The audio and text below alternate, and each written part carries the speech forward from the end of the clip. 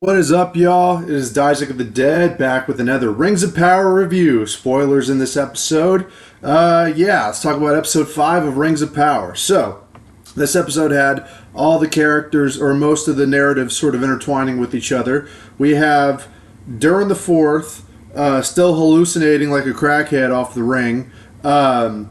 And Durin the Third that's doing that. Durin the Fourth is the one that's trying to convince his father that he's crazy and tries to take the ring off of him, but he backslaps his fat son and he flies across the room. Okay.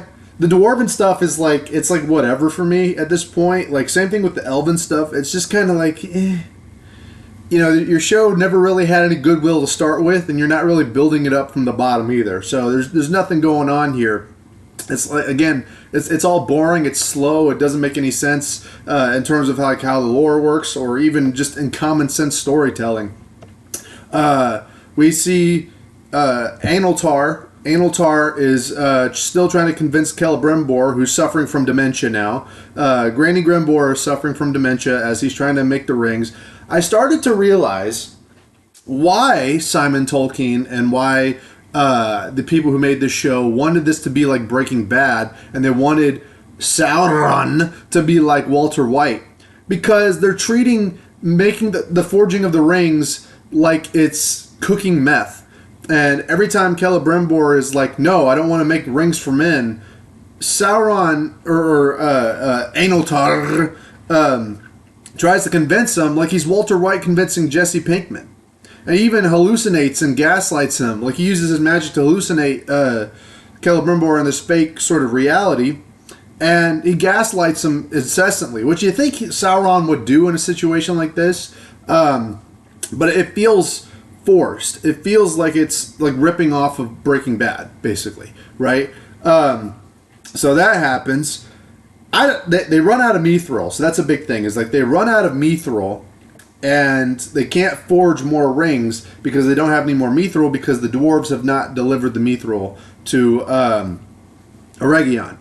So I don't know how this happens. There is no sense of like time or space or like direction. Like, I don't know how, like, they don't exactly explain how far Eregion is from Khazad Dûm.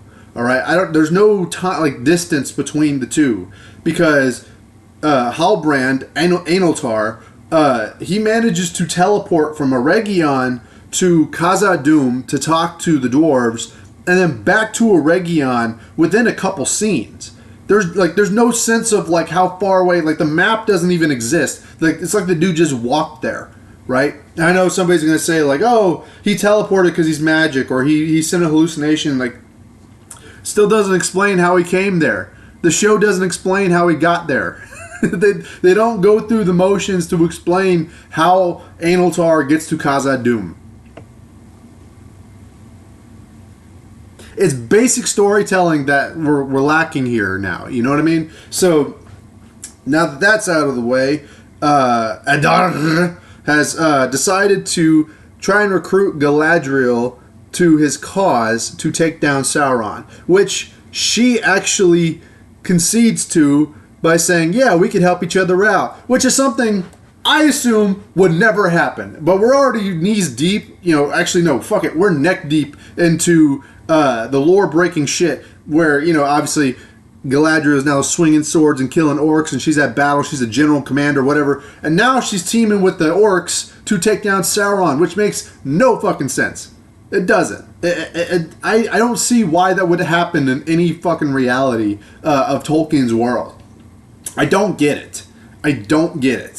And so, essentially, she believes that Adar is falling for Sauron's gaslighting, and that, he wants to attack Eregion because he knows that Aniltar is there.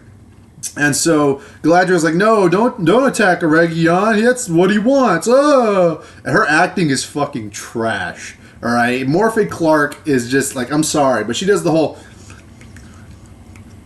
That's what the fuck. That's her facial expression when she like, her fucking facial expression looks like Charles Manson when he did an interview. Like, you know what I mean? Like, she can't act. This woman can't act. And she's definitely not Galadriel. That's why everybody calls her Galadriel. That's why I call her Gachadriel.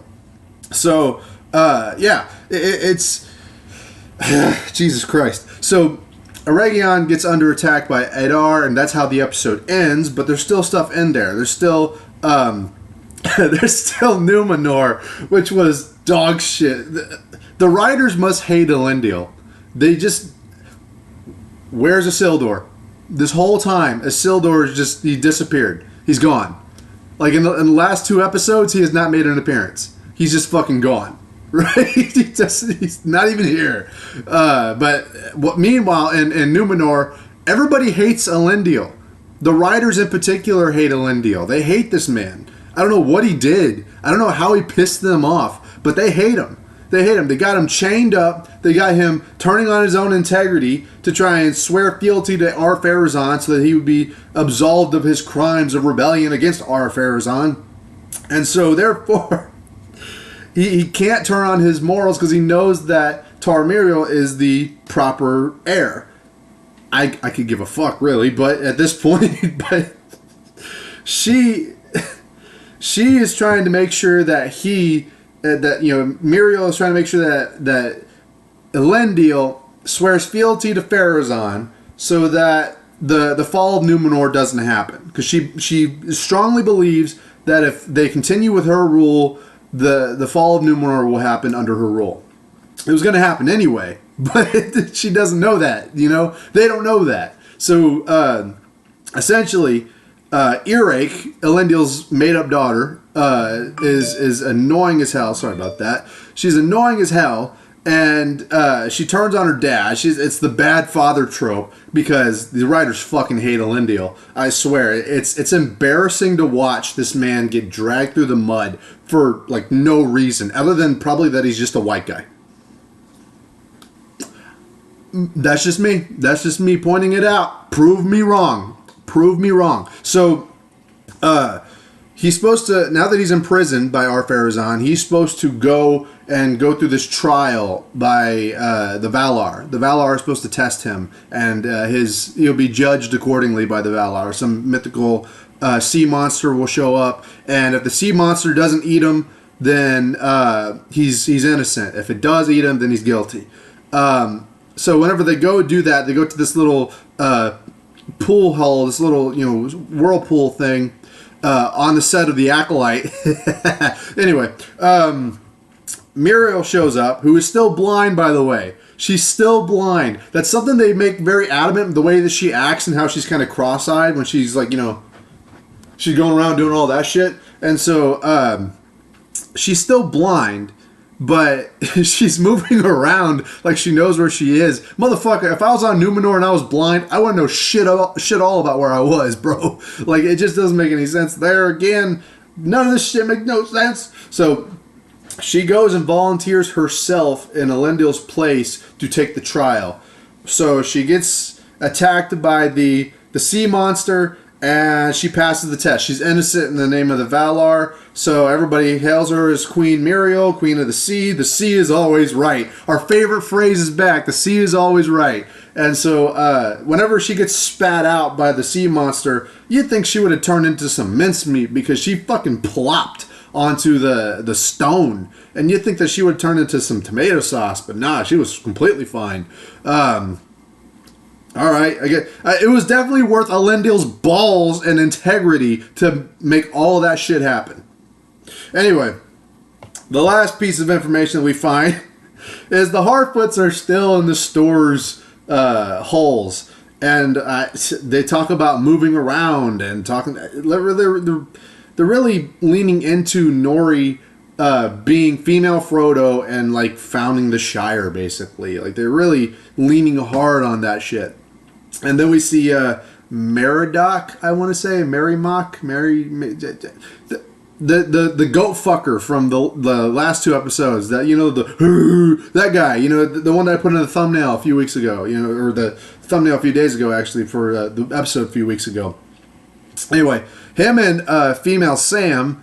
What was her name? Perry something? Fuck, I can't remember. But they have a romantic moment, and I I was crying. I was laughing so hard that tears were coming out of my eyes because they kissed. And I was like, damn, that shit must stink. That shit must stink because none of them have had showers. They're all walking in the dirt and piss and shit. And dude, and they're sitting there swapping spit. And I'm like, there is no romantic connection. I don't feel for these people. I don't care. I don't give a fuck. Like, how am I supposed to care about their relationship if I don't give a shit? So that's what it's come down to. Is we got this stank ass kiss, and I was just sitting there like, what the fuck am I watching? Meanwhile, Tom Bombadil is just that. He's a dick. And not Gandalf, the crackhead wizard, sees a vision of Nori in trouble. Female Frodo's in trouble. And so he needs his staff. Tom Bombadil tells him, well, the Dark Wizard has a staff, so now it's time for you to go through your trial. And once you pass the trial, you can wield the staff. It's some, like, side quest, journey bullshit that, doesn't really need to happen. It's just, the more I watched this episode, this hour-long episode, I was like, you could speed this up. I would forgive you for making this a 45-minute episode. I would legitimately forgive you because you're wasting my fucking time with all these slow-mo cuts, all these half-breath dialogue takes. Elendil, when he's supposed to swear fealty to Pharazôn, he goes, I don't. And I'm like, I swear to God, it took like 2 minutes for him to make up his fucking mind. And I was sitting there, I was like, dude, move the fuck on. Get to the fucking point. This isn't dramatic pausing. This is just wasting my fucking time. So, anyway, Tom Bombadil goes out into this field of, like, withered branches, that there's a bunch of dead trees. And Gandalf, not Gandalf, crackhead wizard, goes, how am I supposed to know which one's mine? He's like, oh, you'll know. And then he's like, well, can I get some help? And he's like, nah. He's like, well, I want to save my friends. Why can't I save my friends? And he's like, well, it's either your destiny or it's your friends. So then Tom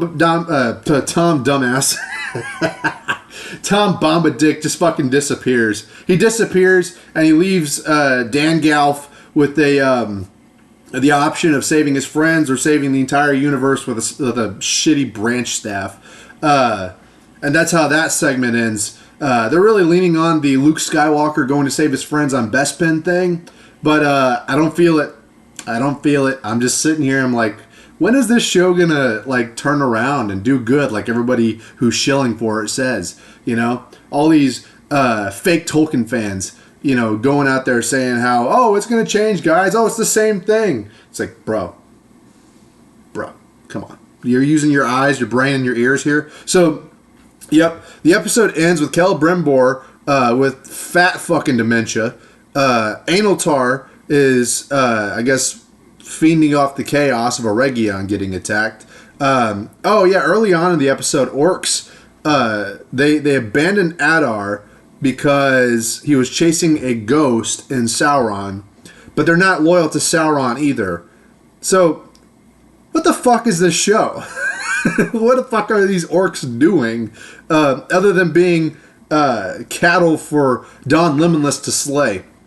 Anyway, Eregion, the episode ends with Eregion getting attacked, and I just sat there. I was like, oh shit, they're gonna do all the mishmash dark. They're gonna turn down the darkness tone and make it about as dark as the long night in Game of Thrones, so you don't see all the shittiness that's happening. So this is Rings of Power, guys. This is Rings of Power. What are your thoughts? Leave them in the comments down below. Why do you keep making me suffer through this shit? And it's not even paying off in the long run with the algorithm. So, like, share, comment, subscribe. I will see y'all in the next one. Don't smoke crack like Sauron.